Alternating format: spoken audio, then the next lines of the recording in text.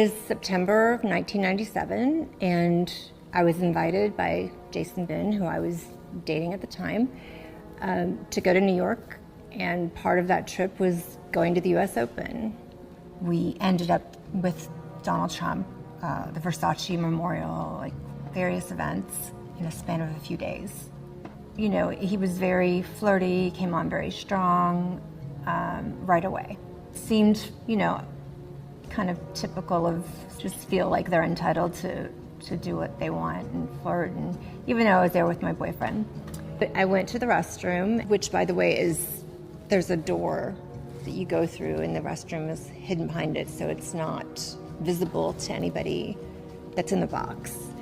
When I came out of the bathroom, Donald was waiting outside the bathroom, and initially I thought that he was waiting to go to the bathroom, but that wasn't the case, unfortunately.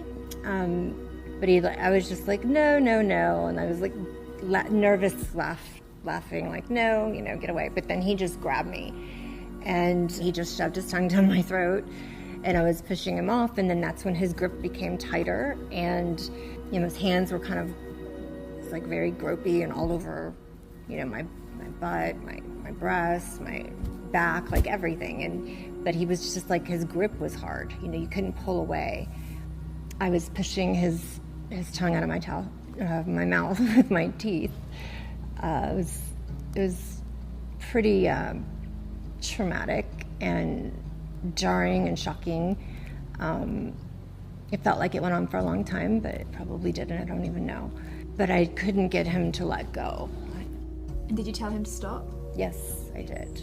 But it was like, clearly no meant yes. It's a kind of... Sorry, and I know it can't be an easy thing to talk about. It's making me nauseous to talk about.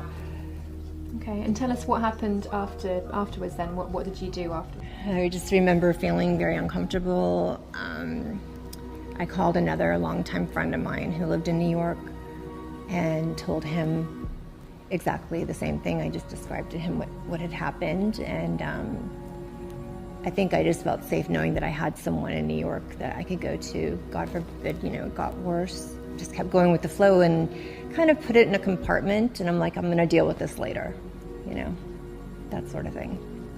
So some people might ask why you've chosen this moment to come forward with this allegation. What do you say to them? I chose to come forward now because I feel like I've spent a lot of years not speaking up about it. I feel sick, violated. I've been really quiet about it for a long time, and